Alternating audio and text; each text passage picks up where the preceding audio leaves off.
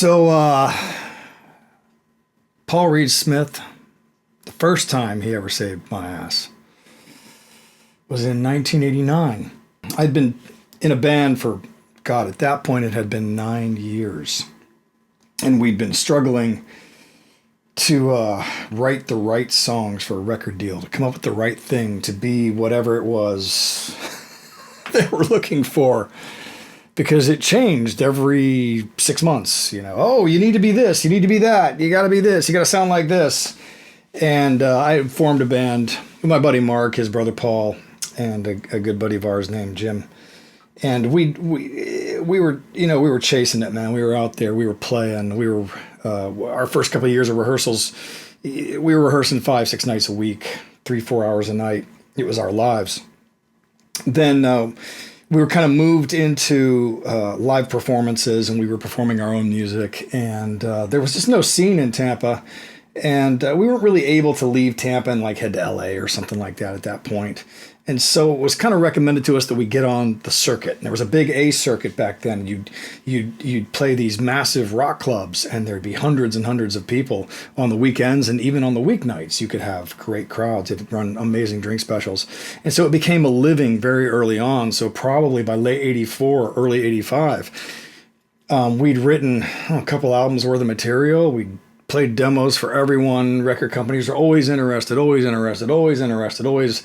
wanting the, oh, but you got to do this, you got to do that. We got out on that circuit and we started working 4 sets a night, 5, 6. On some clubs, you work 7 nights, you do 2 or 3 weeks straight, just like 21 days straight, four sets a night. And it took a toll on the gear. And back then, I had started off playing Les Pauls in the late 70s.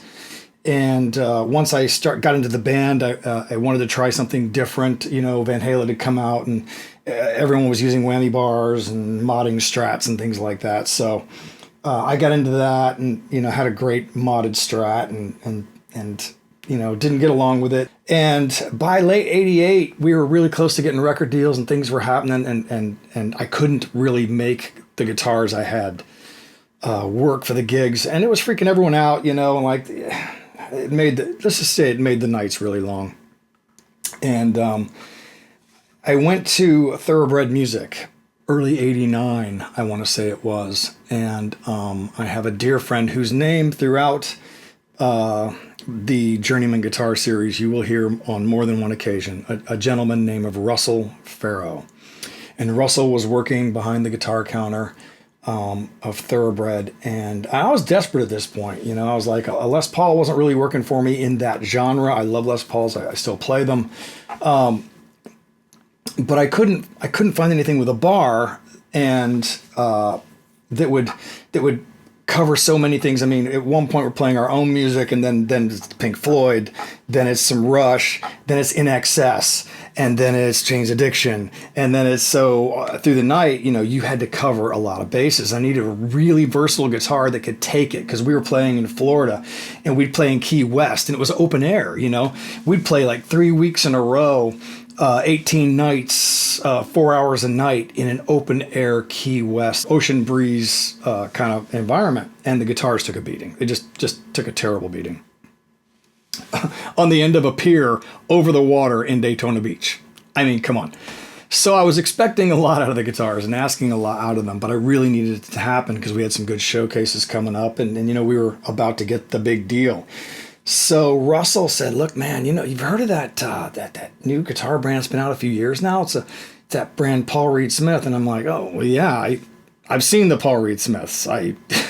I could never afford one of those. I think back then, a brand new, beautiful neck through body Paul Reedsmith was going to run you between $2,000 and $3,000, and I was making like $150 a week, so that wasn't in my wheelhouse, if you know what I'm saying." And he said, no, man, they just came out with this new line. They're called CEs, and they're bolt-ons, and they're beautiful. And I just got one in this week, and you're just not going to believe it.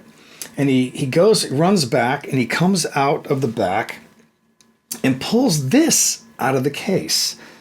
And I looked at it, and I was like, what is that? And he's like, this is a Paul Reed Smith CE24. You get 24 frets. And he goes, dude, you're not going to believe this bar. It's Paul's own design, man, and it stays in tune. And I've met, and Russell at that point had met Paul and was developing a relationship with Paul. And he goes, look, man, I know you're really desperate and you really need something. So trade in what you got. Throw me some cash and I'll make this happen. So I literally traded 2 guitars in to make this happen. And it was only $1,000, This was in 1989. And I plugged it into an amp at the store, and it was really good, and it played great. The neck was just, it was a thin, wide neck, and it was just perfect for me. And I got it out to the gig that night, and man, it was everything I ever wanted it to be. It was just, it stayed in tune all night long. It had the 5-way switch here, so I could get any of the sounds. Like I said, at one minute we're playing Pink Floyd, the next minute we're playing In Excess. So I could get it. And then the next minute we're playing Faith No More or something like that, So you had to really be able to cover the bases and cover the tones. And so kind of Paul Reed Smith kind of saved my gig at that point, And we eventually did a showcase and couple of showcases and got really close, and we released an independent record. And again, that's a story for another video, because I want to talk about this guitar, because what this is going to be the first of a series of guitar stories, because I have a lot. I've been very fortunate. I've had a very long career, and I've managed now to acquire some amazing, beautiful instruments with some great stories behind them. Some of them are very, very, very personal stories, like this one. This became my number one guitar in 1989, and it stayed that way and did, again, I don't mean hundreds of gigs in that time period. The gigs are in the thousands that I did with this guitar, and you can actually see it. You can see the chunks out of it. These chunks are from somewhere in Europe, when a guitar tech that we had knocked over a guitar boat and all the guitars hit the floor. And it came back up in tune, but with some chunks out of it. And, it's just survived these many, many years. At one point, I was trying to put together a fledgling studio, and we had a client coming in, and I needed some microphones. And I was raising a daughter on my own at the time and didn't have any money. And I was trying to make this studio work because I was sure that was going to really help propel my existence. And so the most valuable thing I had was this. So I traded it to a friend of mine for a couple microphones so that I could finish a studio project, because it was the most valuable thing that I owned. And he kept it for a couple of years. And then when I got a little better off, he was kind enough to sell it back to me. It was just something I'll never forget. And it came back to me, and I still play it and toured it. I toured it in Porcupine Tree. I've had it all over the world, It went back to PRS probably in the mid to late 2000s, and they refretted it, and they replaced the machine heads. The pickups are the same. The bridge is original. The pots are original. These are original with cracks in them.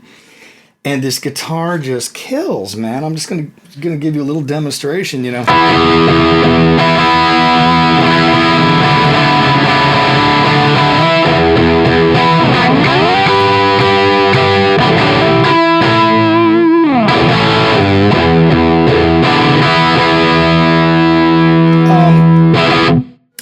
One of the neat things they did was this the 5-way switch. So that's the neck pickup right there. Sorry, the bridge pickup. But if you click the next one on, it kind of gives you a split coil kind of thing. And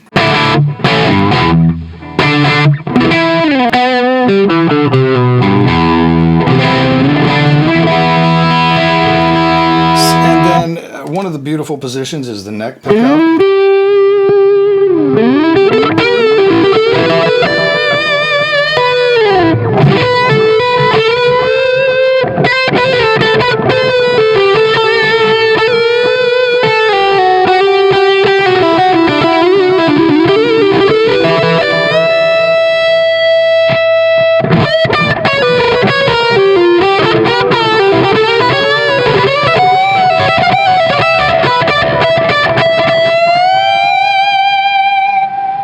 that's that nice little position, position number 4, which is kind of a split between this and that, and it's kind of crazy. I can't even remember the exact splits, but it was just... It's the guitar that got me through some really tough years. I mean, while I was down, that guitar got me through so much and has been through so much. And I still have it, and I still play it, and I still record it. And now the neck is kind of small, and my son is 12, and he's starting to play a little bit. And so we went kind of through all my guitars, and this is the one that felt good in his hands. And I was like, well, you know, that's kind of a special guitar to your dad, you know, so, you know, be careful with that one.